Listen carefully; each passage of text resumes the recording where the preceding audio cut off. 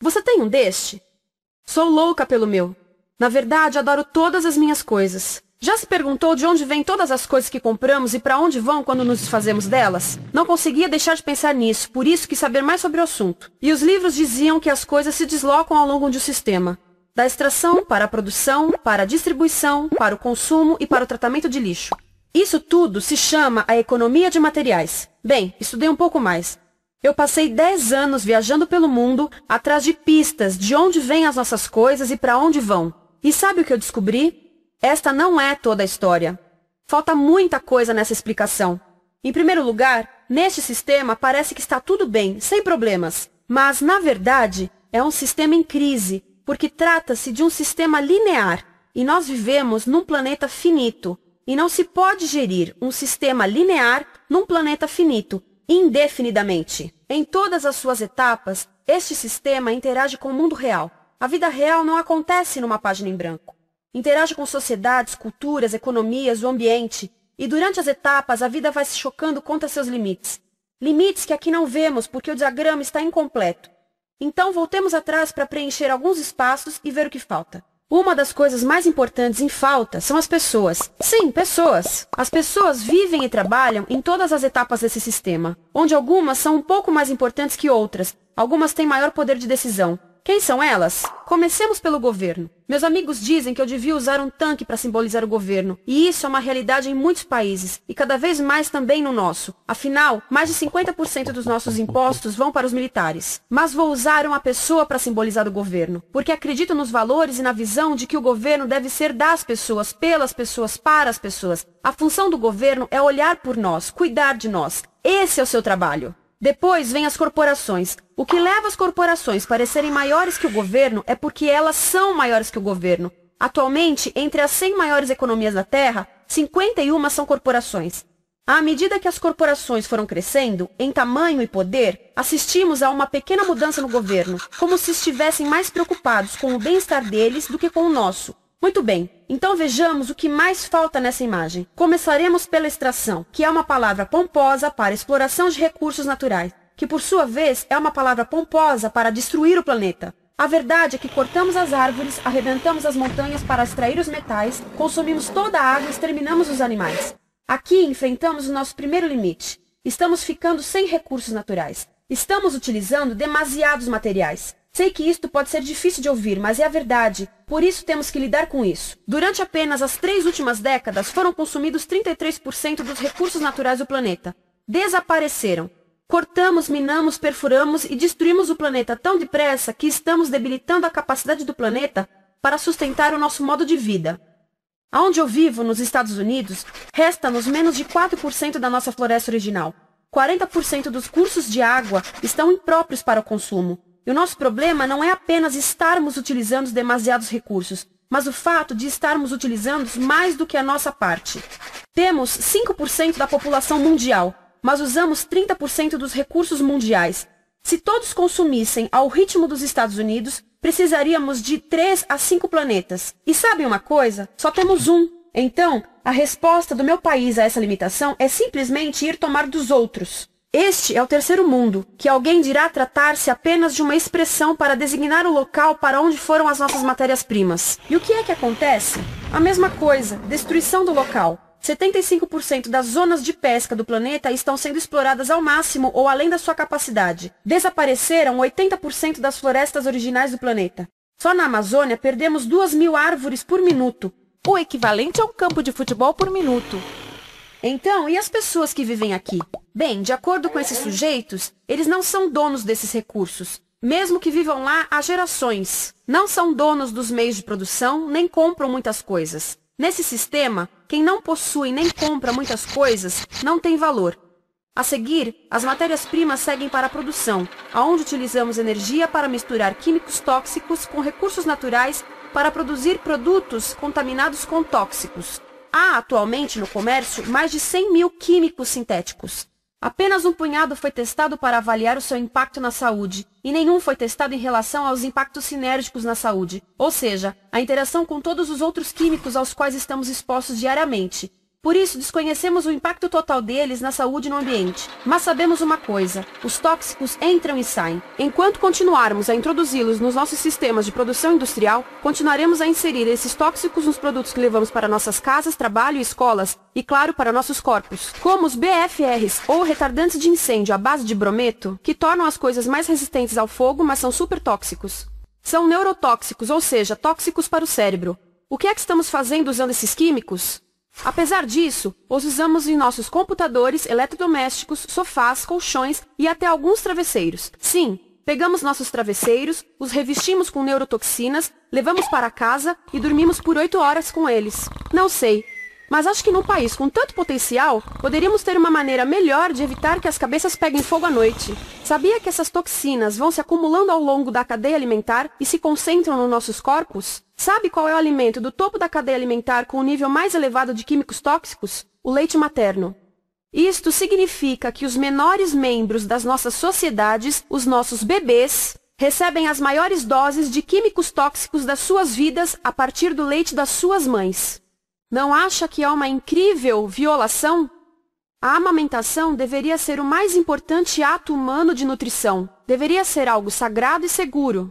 A amamentação continua a ser o melhor e as mães devem amamentar, mas nós deveríamos proteger esse ato. Eles deviam protegê-lo. Eu pensava que zelavam pelos nossos interesses. As pessoas que mais sofrem com esses produtos químicos são os trabalhadores das fábricas. Muitos são mulheres em idade reprodutiva, que trabalham com toxinas que afetam a gestação, carcinogênicos e muito mais. Agora eu pergunto, que tipo de mulher em idade reprodutiva trabalharia num emprego deste, exposta a estas toxinas, a não ser uma mulher sem outra alternativa? Essa é uma das maravilhas desse sistema. A erosão dos ecossistemas e economias locais aqui garante um fluxo constante de pessoas sem alternativas. No mundo, há 200 mil pessoas por dia se deslocando de ambientes que as sustentaram ao longo de gerações para cidades, onde muitas vivem em bairros de lata, à procura de emprego, por mais tóxico que seja. Não só os recursos são desperdiçados ao longo desse sistema, mas também pessoas, comunidades inteiras são desfeitas. Sim, as toxinas entram e saem. Muitas delas saem das fábricas em produtos, e muitas mais saem como subprodutos, ou poluição, e estamos falando de muita poluição. Nos Estados Unidos, as indústrias admitem liberar mais de 1.800.000 quilos de químicos tóxicos por ano. Deve ser muito mais, porque isso é o que eles admitem. Trata-se de outro limite, porque quem quer ver e respirar 1.800.000 quilos de químicos tóxicos por ano? Então o que eles fazem? Mudam as fábricas poluidoras para o estrangeiro, para poluir outros países. Mas, surpresa, grande parte dessa poluição volta para nós trazida pelo vento. E o que acontece depois de todos os recursos naturais serem transformados em produtos? Passam por aqui, para a distribuição, o que significa vender todo o lixo contaminado com toxinas o mais rápido possível. Aqui, o objetivo é manter os preços baixos, com as pessoas comprando os produtos em constante movimento. Como eles mantêm os preços baixos? Pagam salários baixos aos trabalhadores das lojas e restringem o acesso aos seguros de saúde sempre que podem. Tudo se resume em exteriorizar os custos. O verdadeiro custo da produção não se reflete no preço. Em outras palavras, não pagamos aquilo que compramos. Outro dia estive pensando nisto. Ia a caminho do trabalho e queria ouvir as notícias. Por isso entrei numa loja para comprar um rádio. Encontrei um pequeno rádio verde engraçado que custava $4,99. Na fila do caixa pensei, como $4,99 podem refletir o custo da produção e transporte desse rádio até ele chegar nas minhas mãos? O metal deve ter sido extraído na África do Sul. O petróleo provavelmente do Iraque. O plástico produzido na China e talvez montado por uma criança de 15 anos numa fábrica do México. $4,99 não paga nem o aluguel do espaço ocupado na prateleira, nem parte do salário do empregado que me atendeu, ou as viagens de navio e caminhão que o rádio fez. Foi assim que eu percebi que eu não paguei o valor do rádio. Então, quem pagou? Estas pessoas pagaram com a perda do espaço dos seus recursos naturais. Estas pagaram com a perda do ar puro, com o aumento de doenças como asma e câncer. As crianças do Congo pagaram com o seu futuro, pois 30% delas abandonam a escola para trabalhar nas minas de coltan, um metal que usamos em aparelhos eletrônicos baratos e descartáveis. Estas pessoas pagaram por não ter direito ao seguro de saúde. Ao longo desse sistema, pessoas contribuíram para que eu comprasse o rádio por $4,99. Mas essas contribuições não são registradas por nenhum contabilista. É isto que eu quero dizer com exteriorizar o verdadeiro custo de produção. E isso nos leva à seta dourada do consumo. O coração do sistema, o motor que impulsiona. É tão importante proteger esta seta que se tornou prioridade daqueles dois sujeitos. É por isso que após o 11 de setembro, quando nosso país estava em choque, o presidente Bush poderia ter sugerido fazer luto, rezar, ter esperança, mas não, ele disse para fazermos compras. Compras! Nos tornamos uma nação de consumidores. Nossa principal identidade passou a ser de consumidores. Não mães, professores, agricultores, mas consumidores. Nosso valor é medido e demonstrado pelo quanto contribuímos para esta seta. Quanto consumimos.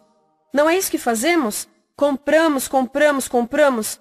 Manter os produtos circulando. E como circulam? Sabe qual a porcentagem dos produtos que circulam através desse sistema que ainda são usados 6 meses depois da venda na América do Norte? 50%? 20%? Não, 1%. 1.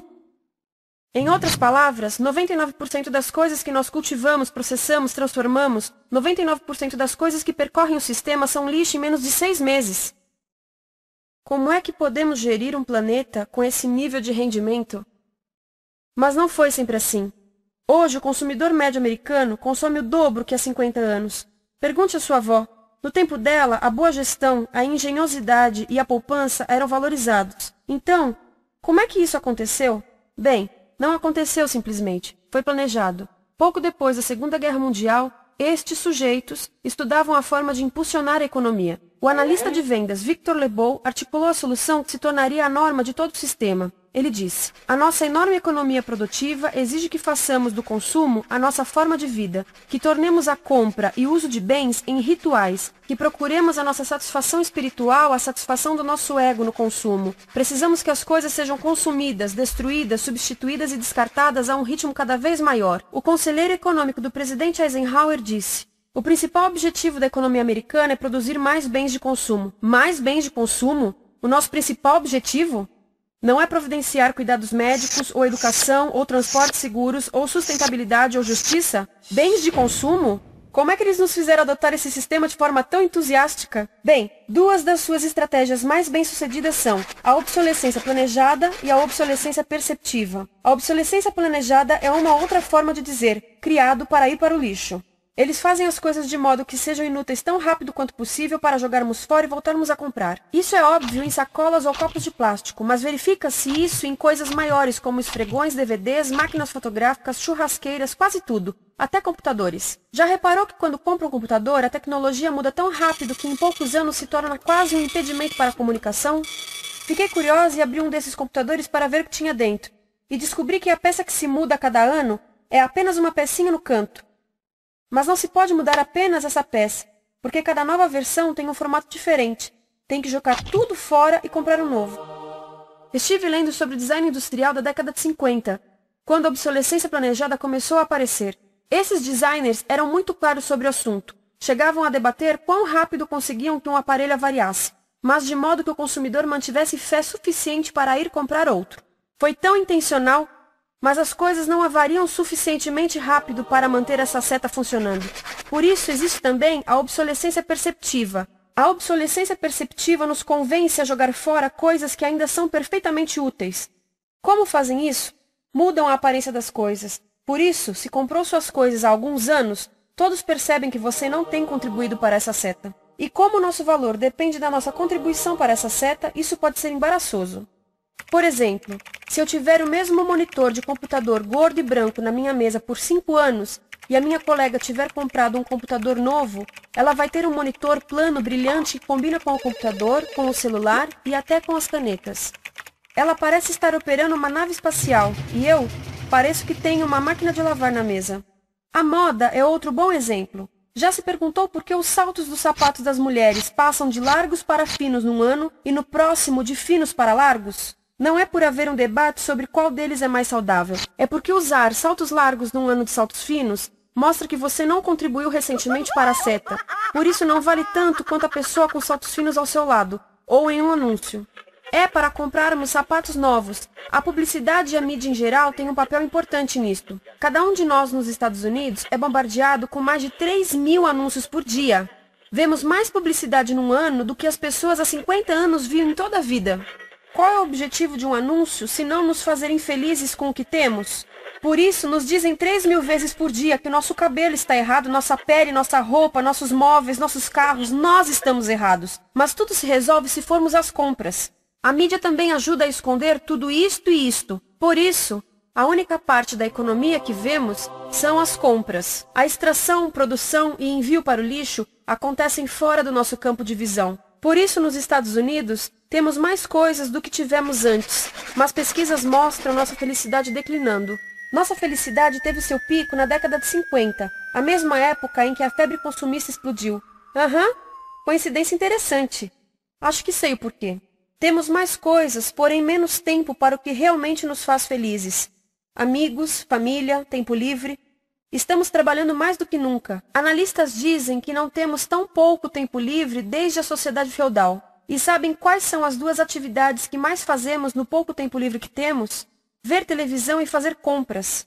Nós, americanos, passamos 3 a 4 vezes mais tempo comprando do que os europeus. Assim, nessa situação ridícula, vamos trabalhar talvez em 2 empregos, e quando chegamos em casa exaustos e sentamos no sofá novo para ver televisão, os anúncios dizem que não prestamos, então vamos às compras para nos sentirmos melhor. Depois trabalhamos mais para pagar o que compramos e chegamos em casa mais cansados, vemos mais televisão que nos diz para fazermos compras outra vez. E estamos nesse ciclo de trabalhar, ver, comprar, e podíamos simplesmente parar. Então, no final, o que acontece a todas essas coisas que compramos? Nesse ritmo de consumo, não cabe tudo em casa, apesar do tamanho médio das casas ter duplicado nesse país desde os anos 70. Vai tudo para o lixo, e isso nos leva ao tratamento do lixo. Essa é a parte da economia de materiais que conhecemos melhor, porque nós temos de levar o lixo até a esquina. Cada americano produz 2 quilos de lixo por dia, o dobro do que fazíamos há 30 anos. Todo esse lixo ou é despejado num aterro, que é um grande buraco no chão, ou ainda pior, primeiro é incinerado e depois despejado no aterro. As duas formas poluem o ar, o solo, a água, sem esquecer que alteram o clima. A incineração é realmente ruim. Lembra daqueles tóxicos da fase da produção? Bem, queimar o lixo libera esses tóxicos no ar. Pior ainda, produz supertóxicos novos, como a dioxina.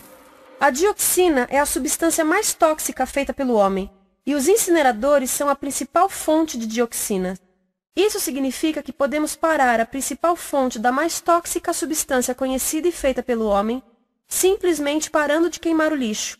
E podemos parar hoje.